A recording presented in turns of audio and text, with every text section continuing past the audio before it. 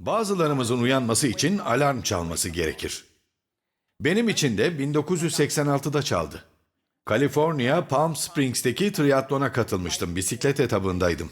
Daha yeni 1 mil yüzmüştüm. 500 katılımcı beklenirken 1000 kişi gelince 2 gruba ayırmışlardı. 2 grup halinde yarışacaktık.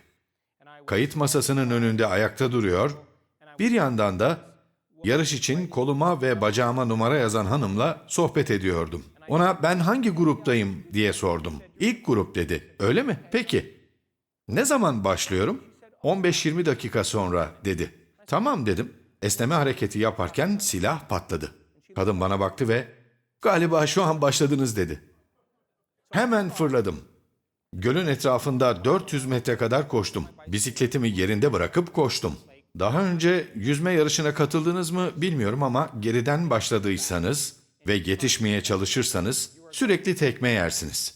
İnsanların üstünde yüzersiniz. Tam bir karmaşa olur. Neyse, biraz geç başladım. Yetişmeye çalıştım. Bizim grubun yanından yüzdüm ve yüzme bölümünden çıktıktan sonra 3 etaplı yarışın en iyi olduğum dalına, bisiklet etabına geçtik. Kaybettiğim zamanı telafi edebileceğimi düşünüyordum. Aşağı yukarı 8 kilometre gitmiştim. Yarışın başından beri son sürat pedal çeviriyordum derken bir kavşağa yaklaştım. Oradan dönüp bu yola çıkacaktım. Ve şurada da 2 bisikletli vardı. Ben oradaki bisikletliyi geçtim. Burada da bir polis memuru duruyordu. Şu şekilde eğilmiş. Parmağını bana doğrulttu. Sonra şu şekilde bir işaret yaptı. Bana kavşaktan dönmemi söylüyordu. Benim virajdaki 2 bisikletliyi geçmem gerekiyordu. Ama adam arkadan gelen trafiği göremiyordu ve ben tam dönerken saatte yaklaşık 80 kilometreyle giden bir 4 çeker Bronco bir anda bisikletime arkadan çarptı. Bisikletimden fırladım ve yere sırt üstü düştüm. Yere sırt üstü düştüğünüzde kalçanızın üstüne omurganızın arasındaki omurlar çarpmanın şiddetiyle sıkışıp ezilir. Ve ben öyle düşünce, tabii çok sert düştüm, refleksleri çok yavaş olan 83 yaşındaki bir kadın sürücünün yaklaştığını gördüm. Şöyle baktığımda tampon buramdaydı. Can havliyle tamponu yakaladım ve trotuarda biraz gittik. Bir süre sonra durunca da 20 metre kadar yuvarlandım. Sırtımın kan içinde olduğunu hissederek orada öyle yatarken bunun bir incinme olmadığını, ciddi bir sorun olduğunu anlamıştım. Neyse, beni hastaneye yetiştirdiler. 12 saat boyunca testler yaptılar. Ertesi sabah uyandığımdaysa çarşafın vücuduma yapıştığını fark ettim. Tüm vücuduma yapışmıştı. Çünkü bütün derim yüzülmüştü. Sonra fısfıslı şişeler getirdiler. Onlarla su püskürterek vücuduma yapışan çarşafı sıyırdılar. Bu iş 1,5 saat sürdü. Sonra odama doktor geldi, bir ortopedist ve omurgamın röntgen filmini yerleştirdi. Bakınca yere düştüğüm an bazı omurlarımın ezilmiş olduğunu gördüm. Sırasıyla 8. 9. 10. 11. 12. torasik ve ilk lomber omurlarım kırılmış. Neyse bari dedim, o kadar da kötü değil. Sonra MR ve bilgisayarlı tomografi taramalarını gösterdiler. Bir baktım, 8. torasik vertebra kemerinin %60'ından fazlası ezilmiş, gözleme gibi dümdüzdü. Bir omurunuz gözleme gibi olursa, o kısım, o kütlenin hacmi başka yere yönelir, benim olayımda omurgaya, omuriliğe doğru dönmüştü. İçinden omuriliğin geçtiği sinir yayı bir kraker gibi kırılmıştı. Doktorun ne diyeceğini biliyordum. Torasik omurganızda çok sayıda basınç kırığı var. 8. torasik omurlarının %60'ından fazlası ezilmiş, kemik parçaları var ve sinir yayı omuriliği sıkıştırıyor. Size Harrington çubuğu ameliyatını önereceğim. Harrington çubuğu ameliyatında omurlarınızın arka kısımlarını keserler. Oraya çelik çubuklar yerleştirirler. Ve onları omurganızda belli yerlere vidalarlar. Ve onları vidalayınca çubuklar o tutturuldukları yerde bir manivela görevi yapar ve omurgayı omurilikten çekip ayırır. Anladınız mı? Ve bende de çok sayıda kırık olduğu için çubukları ense kökümden başlayıp omurgamın en altına kadar koyacaklardı. Sonra da kalçadan kemik parçaları alıp üstüne yama yapılması lazım ki hayatınıza geri dönebilin. Evet, benim kliniğime gelen bir hasta bana başvursaydı ve bu röntgen filmlerini gösterseydi, büyük ihtimalle ona bu Harrington çubuğu ameliyatını önerirdim. Ama söz konusu bendim. Öyle bir anda çabucak tamam diyemezdim. Neyse. Doktor gitti, ben de bir gün boyunca oturup başka seçenekleri düşündüm ve ertesi gün doktor tekrar geldi. Ve Harrington çubuğu ameliyatından başka bir seçeneğiniz yok dedi. Olmazsam ne olur dedim. Bana 27 yıllık meslek hayatımda kimse hayır demedi. O yüzden bilmiyorum dedi. Belki Avrupa'da benzer bir şey yapıyorlardır. Ama tek çareniz Harrington çubuğu. O dönemde ciddi nörolojik sorunlarım da vardı. Ve çok fazla ağrım vardı. O zamanlar tutucuydum, katı kurallarım vardı. İlaç almıyordum. Neyse, Palm Springs'teki evime, Kaliforniya, San Diego'ya gitmeye karar verdim. Ve San Diego'nun en iyi hastanesi olan Scripps Hastanesi'ne gittim. Hastaneye gittiğimde beni tekerlekli iskemleyle bir odaya götürdüler. Orada hastanenin müdürü beni bekliyordu.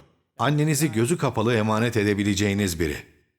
Kırçıllı saçlı, bıyıklı, tek renk kravatlı, önlüklü, steteskoplu bir adam. Doğruca bana yaklaşıp konuya girdi. Torasik omurganızda çok sayıda kırık var dedi. Omurilikte baskı var. Sinir yayınız kırık. Derhal Harrington çubuğu ameliyatı olmalısınız. Yüzüme söylüyor. Ve sonunda şunu ekledi. Benim oğlum olsaydınız, şimdi çoktan ameliyat masasındaydınız. Orada içimden peki demek geldi. İşinin ehli bir adam olduğu çok belliydi. Ona, ben biraz düşüneyim dedim, bana vakit yok dedi.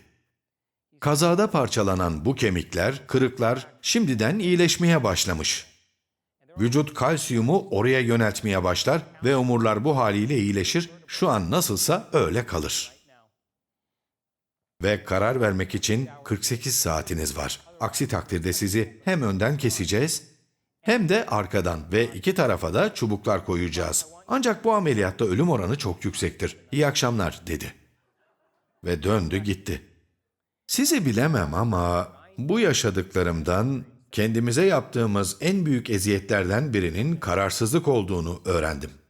O sırada olasılıkla ilgili bildiklerimi tartıyordum. Bilinmezlikle ilgili bildiklerimi tartıyordum. Ve o an için böyle ciddi bir ameliyata karar veremeyeceğimi düşündüm. Röntgen filmlerine tekrar tekrar baktım, inceledim, tekrar düşündüm. Hastane yatağımın etrafı dostlarımla dolup taşıyordu.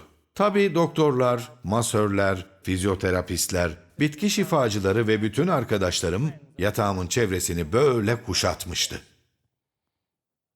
Hayatınızda ciddi bir sıkıntı olduğunda, bir karar vermek zorundaysanız, arkadaşlarınız hemen sırtınızı sıvazlar. En doğru kararı vereceksin, biliyoruz derler.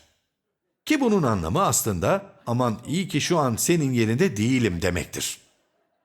Yüzlerindeki huzursuz ifadeyi görebiliyordum. O anda rahatsız olduklarını ve kendi tanıdık hayatlarına dönmek istediklerini görebiliyordum. Hepsi omzuma pat pat vurdu ve tek sıra halinde çıkıp gitti. Bir tek üniversiteden oda arkadaşım kaldı ve o gece sürekli konuştuk, kararlar verdik ve ben bir görüş daha alalım dedim. Derken iri yarı bir ortopedist geldi. 1,95 boyunda, 130-140 kilo, kocaman bir adam. Dev gibi. Adam benim filmlere baktı ve 30 santimlik çubuklar koymak şart değil dedi. Omurganıza 20 santimlik çubuklar koyabiliriz. Bir yıl bu şekilde durursunuz. Sonra onları çıkarır yerine 15 santimlik çubuklar koyarız. Ben de, doktor bey peki sizce bu işlem torasik omurgadaki hareketi sınırlamaz mı? Doktor bana dönüp baktı ve efendim dedi. Torasik omurgada hareket olmaz ki. Ona bakıp içimden belki senin torasik omurganda hareket yoktur dedim. Ama emin ol bende senden daha fazla var. Benim San Diego'da bir yoga merkezim vardı. Dövüş sanatları dersi veriyordum. İnsanları hareket etmeye teşvik eden onlara esnek olmayı öğreten çok güzel bir programımız vardı. O zamanlar geriye kaykılıp ayak bileklerimi tutabiliyordum.